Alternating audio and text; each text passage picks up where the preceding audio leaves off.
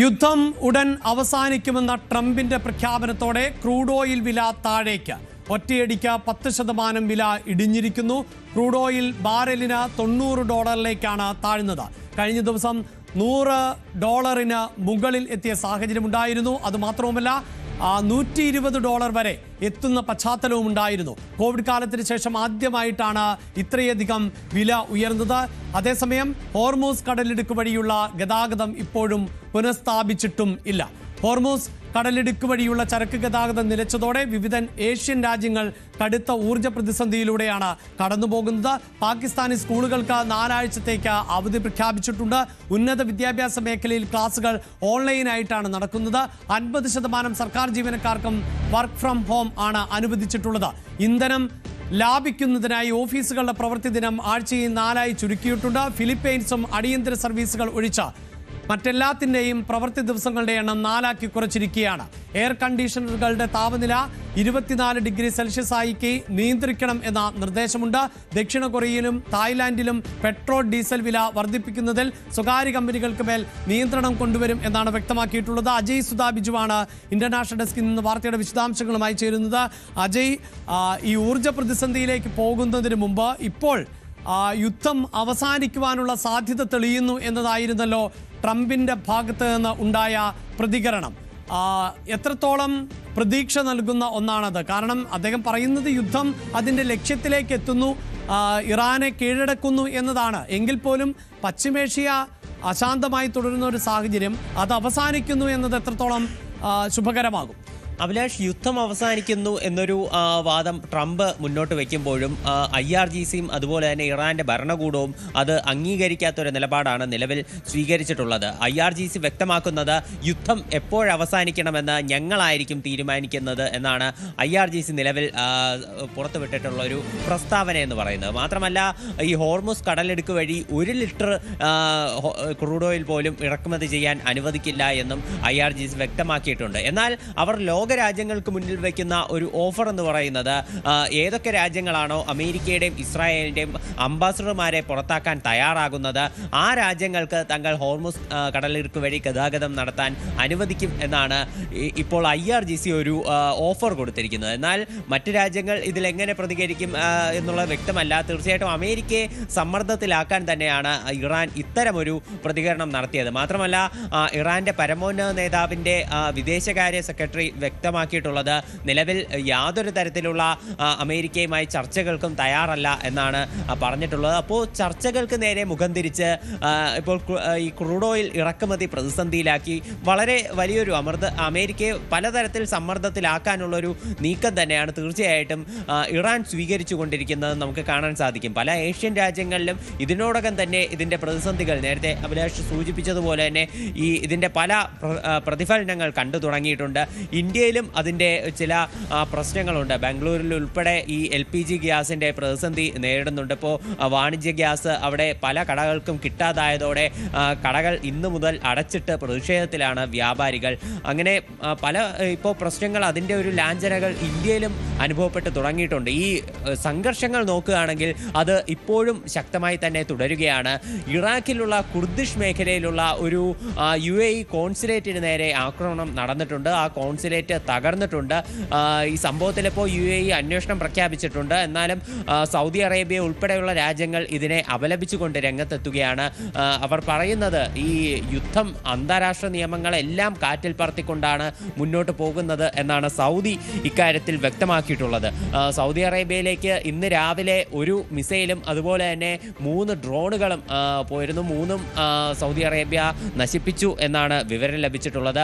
ഖത്തറിൽ ഇന്നലെ ഒരു റെസിഡൻഷ്യൽ കെട്ടിടത്തിന് മേൽ ഈ ഡ്രോൺ അവശിഷ്ടം വീണ് ആ കെട്ടിടം തകരുന്ന ഒരു സ്ഥിതി ഉണ്ടായിരുന്നു. ആ അപകടത്തിൽ ഒരു 29 വയസ്സുള്ള പെൺകുട്ടിക്ക് പരിക്കേറ്റിരുന്നു. അവർ ഇന്ന് മരണപ്പെട്ടു എന്നുള്ള ദുഃഖകരമായിട്ടുള്ള വാർത്തയും നമുക്ക് ലഭിക്കുന്നുണ്ട്. ഇന്നലെ രാത്രി വളരെയധികം രൂക്ഷമായിട്ടുള്ള ആക്രമണമായിരുന്നു ടെഹ്റാൻ നഗരത്തിൽ ഉൾപ്പെടെ കാണാൻ സാധിച്ചത്. ഏതാണ്ട് 40-ലധികം പേർ ഇന്നലെ ഒറ്റ രാത്രി കൊണ്ട് കൊല്ലപ്പെട്ടു എന്നാണ് പല വൃത്തങ്ങളും വ്യക്തമാക്കുന്നത്. ഇറാനിൽ നിന്ന് നിലവിൽ മരണസംഖ്യയെ സംബന്ധിച്ച് കൃത്യമായ ഒരു കണക്ക് വരുന്നില്ല. ഇന്നലെ അവരുടെ ആഭ്യന്തര മന്ത്രാലയം പുറത്തുവിട്ട കണക്കുകൾ പ്രകാരം 1200ഓളം പേർക്ക് 1200ഓളം പേർ മരിച്ചതായിട്ടും അതുപോലെ തന്നെ 13,000-ന് മുകളിൽ ആളുകൾക്ക് പരിക്കേറ്റതായിട്ടുമുള്ള വിവരങ്ങളാണ് പുറത്തുവിട്ടിട്ടുള്ളത്. എന്നാൽ ചില അന്താരാഷ്ട്ര മാധ്യമങ്ങൾ 1500-ന് മേലെ ഇറാനിലുള്ള മരണസംഖ്യ ഉയർന്നതായിട്ടും പറയുന്നുണ്ട്. അപ്പോൾ ഇത്തരത്തിലാണ് അവിടെയുള്ള നിലവിലെ ആക്രമണങ്ങളുടെ ചിത്രങ്ങൾ. അതുപോലെ ലെബനനിലും ആക്രമണം ശക്തമാണ് എന്നാണ് നമുക്ക് വിവരം ലഭിച്ചിട്ടുള്ളത്. ഹിസ്ബുള്ള ഗ്രൂപ്പും ഒട്ടും അടങ്ങിയിരിക്കുന്നില്ല. ഇന്ന് രാവിലെ മാത്രം ഇസ്രായേലിലേക്ക് പതിച്ചത് ഏതാണ്ട് 30-നോടടുത്ത് ഇറാനിയൻ അതുപോലെ തന്നെ ഹിസ്ബുള്ള മിസൈലുകളാണ്. ഇവയിൽ പലതും ഇന്റർസെപ്റ്റ് ചെയ്ത് നശിപ്പിച്ചിട്ടുണ്ട്. എന്നാലും നാശനഷ്ടങ്ങൾ ഇസ്രായേലിലും പല സ്ഥലങ്ങളിലായിട്ടുണ്ട് എന്നാണ് മനസ്സിലാക്കുന്നത്. അതുപോലെ തന്നെ ലെബനനിൽ ഈ ആക്രമണം തുടങ്ങി ഇന്ന് വരെ ഏതാണ്ട് 7 ലക്ഷം ആളുകൾക്കാണ് തങ്ങളുടെ വീടുകളും അതുപോലെ തന്നെ മറ്റ് വസ്തുക്കളും എല്ലാം വിട്ട് ഒഴിയേണ്ടി വന്നത്. ഇത്ര വലിയൊരു പ്രതിസന്ധി അത് ലെബനനിലും നിൽക്കുന്നുണ്ട്. ലെബനനിൽ ഈ ഇസ്രായേൽ നടത്തിയിട്ടുള്ള ആക്രമണത്തിൽ തെക്കൻ ലെബനനിലാണ് പ്രധാനമായിട്ടും നിലവിൽ പോരാട്ടം നടന്നുകൊണ്ടിരിക്കുന്നത്. ഈ തെക്കൻ ലെബനനിൽ നടക്കുന്ന ആക്രമണത്തിൽ ഒരു വയോധികൻ കൊല്ലപ്പെട്ടു എന്നുള്ള വാർത്ത കൂടി വരുന്നുണ്ട്. മെറോനൈറ്റ് കത്തോലിക്ക പുരോഹിതനാണ് കൊല്ലപ്പെട്ടത്. ഇദ്ദേഹത്തിൻ്റെ മരണത്തിൽ ചെറിയ രീതിയിലുള്ള പ്രതിഷേധങ്ങളും അവിടെ ഉണ്ടായിരുന്നു. ഈ ഹിസ്ബുള്ള നേതാക്കളെ മുഴുവൻ വകവരുത്തും എന്നുള്ളൊരു തീരുമാനത്തിലാണ് ഇവർ ഇസ്രായേൽ നിലവിൽ മുന്നോട്ട് നീങ്ങുന്നത്. എന്തായാലും ട്രംപ് നിലവിൽ പറയുന്ന ഒരു കാര്യം, ഈ യുദ്ധം അവസാനിക്കാറായി എന്ന് പറയുന്നത് എന്ത് ഉദ്ദേശിച്ചാണ് എന്ന് നമുക്ക് കൃത്യമല്ല. കാരണം ഇസ്രായേൽ ഇത്തരം ഒരു വാദം അത് ഇസ്രായേലിൻ്റെ ഭാഗത്തു നിന്നുണ്ടായിട്ടില്ല. ട്രംപ് പറയുന്നത് ഇസ്രായേലും US-ഉം തങ്ങളുടെ ഒരു കാര്യങ്ങൾ ഈ യുദ്ധം വഴി എന്താണോ ഉദ്ദേശിച്ചത് തങ്ങളുടെ ഉദ്ദേശം അത് അച്ചീവ് ചെയ്യാറായി, അതുകൊണ്ട് തന്നെ ഉടൻ തന്നെ ഈ യുദ്ധം അവസാനിക്കും എന്നാണ് ട്രംപ് പറഞ്ഞത്. പിന്നീട് മാധ്യമങ്ങളോട് അദ്ദേഹം പ്രതികരിച്ചിരുന്നു. എന്നാൽ അദ്ദേഹത്തിൻ്റെ ഡിഫൻസ് സെക്രട്ടറിയുടെ വാക്കുകളിൽ നിന്ന് വ്യത്യസ്തമാണ് ട്രംപിൻ്റെ വാക്കുകൾ. ഡിഫൻസ് സെക്രട്ടറി ആയിട്ടുള്ള പീറ്റ് ഹെക്സറ്റ് പറഞ്ഞത് ഇത് ഒരു തുടക്കമാണ് എന്നാണ്. എന്നാൽ ട്രംപ് പറയുന്നത് തുടക്കം എന്നതുകൊണ്ട് പീറ്റ് ഹെക്സറ്റ് ഉദ്ദേശിച്ചത് ഇറാൻ എന്ന് പറയുന്ന രാജ്യത്തിൻ്റെ ഒരു പുതിയ ഭരണകൂടം ഉണ്ടാകുന്നു, അങ്ങനെ പുതിയൊരു യുഗത്തിൻ്റെ തുടക്കം എന്നതാണ് പീറ്റ് ഹെക്സറ്റ് ഉദ്ദേശിച്ചത്. ഈ യുദ്ധം അവസാനത്തിലേക്കാണ് എന്നാണ് ട്രംപ് പറയുന്നത്. അതുപോലെ തന്നെ ആയത്തുള്ള അലി ഖമനയുടെ പിന്തുടർച്ചാവകാശിയായിട്ട് വന്ന മുജ്തബ ഖമനൈ അദ്ദേഹത്തിൻ്റെ ഒരു സ്ഥാനാരോഹണം അതിൽ ട്രംപ് ഒട്ടും തന്നെ തൃപ്തനല്ല എന്ന് അറിയിച്ചിട്ടുണ്ട്. അതായത് ഈ മുജ്തബ ഖമനൈ വരുന്നത് കാരണം ഇറാനിൽ യാതൊരുവിധ നല്ല മാറ്റങ്ങളും ഉണ്ടാകാൻ പോകുന്നില്ല. കാര്യങ്ങൾ കൂടുതൽ നല്ലതാകണമെങ്കിൽ നിലവിലുള്ള ഭരണകൂടത്തിലെ എല്ലാ അംഗങ്ങളും മാറി പുതിയൊരു ഭരണകൂടം വരണം. പുതുതായി വരുന്ന നേതാവ് അത് അമേരിക്കയ്ക്ക് കൂടി താല്പര്യപ്പെട്ട ഒരാളാകണം എന്നതാണ് ട്രംപിൻ്റെ ഒരു ആഗ്രഹമെന്ന് പറയുന്നത്. അതുപോലെ തന്നെ ഈ IRGC നിലവിൽ ഈ ഹോർമുസ് കടലെടുക്ക് വഴി 1 ലിറ്റർ പോലും ക്രൂഡ് ഓയിൽ ഇറക്കുമതി ചെയ്യാൻ അനുവദിക്കില്ല എന്ന് അവർ വ്യക്തമാക്കിയതോടെ ഇറാനെ വളരെ രൂക്ഷമായിട്ടുള്ള ഭാഷയിൽ ഭീഷണിപ്പെടുത്തിക്കൊണ്ട് ട്രംപ് പിന്നീട് രംഗത്ത് വരികയുണ്ടായി. ട്രംപ് ട്രൂത്ത് സോഷ്യലിൽ പങ്കുവെച്ച ഒരു പോസ്റ്റിലൂടെയാണ് ഇത്തരം ഒരു ഭീഷണി പങ്കുവെച്ചത്. അതായത് ഇറാനെ ഒട്ടും പുനർനിർമ്മിക്കാൻ സാധിക്കാത്ത വിധം തകർത്ത് കളയും, ഇപ്പോഴുള്ളതിൽ 20 മടങ്ങ് അധികമായി അവരെ ആക്രമിക്കും എന്നാണ് ട്രംപ് പറഞ്ഞത്. അതുപോലെ തന്നെ മരണവും തീയും ക്രോധവും അവർക്ക് മേൽ വമിപ്പിക്കും. അതുപോലെ ഇത് അമേരിക്ക മുതൽ ചൈന വരെയുള്ള രാജ്യങ്ങളുടെ ഒരു സമ്മാനമായിരിക്കും എന്ന് പറയുന്നുണ്ട്. അതായത് ക്രൂഡ് ഓയിൽ ഇറക്കുമതി കാരണം പ്രതിസന്ധി നേരിടുന്ന ലോകത്തെ എല്ലാ രാജ്യങ്ങളും ഇറാനെതിരെയുള്ള പോരാട്ടത്തിൽ പങ്കെടുക്കും എന്നതാണ് ട്രംപ് ഇതുവഴി ഇൻഡയറക്റ്റ് ആയിട്ട് ഉദ്ദേശിച്ചത്. ചൈന ആദ്യം മുതൽ ഇറാനെ പിന്തുണയ്ക്കുന്ന ഒരു രാജ്യമാണ്. ഇറാന് പൂർണ്ണ പിന്തുണ കൽപ്പിച്ചിരുന്നു. എന്നാൽ ഈ ക്രൂഡ് ഓയിൽ ഇറക്കുമതിയുമായി ബന്ധപ്പെട്ട് ഈ ഹോർമുസ് കടലെടുക്ക് വഴി ഗതാഗതം അനുവദിക്കണമെന്ന് ചൈന ഇറാനോട് ആവശ്യപ്പെട്ടിരുന്നു. എന്നാൽ ഇറാൻ ഒരു പോസിറ്റീവായിട്ടുള്ള സമീപനമല്ല സ്വീകരിച്ചത്.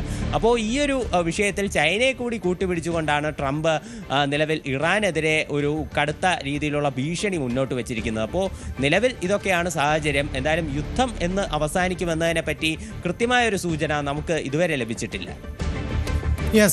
എന്തായാലും യുദ്ധം അവസാനിക്കുകയാണ്, ലക്ഷ്യത്തിലേക്ക് എത്തുകയാണ് എന്ന് ഡൊണാൾഡ് ട്രംപ് അവകാശപ്പെടുമ്പോഴും ഇറാൻ പറയുന്നത് എപ്പോൾ ഈ യുദ്ധം അവസാനിപ്പിക്കണമെന്ന് തങ്ങൾ തീരുമാനിക്കും എന്ന് തന്നെയാണ്.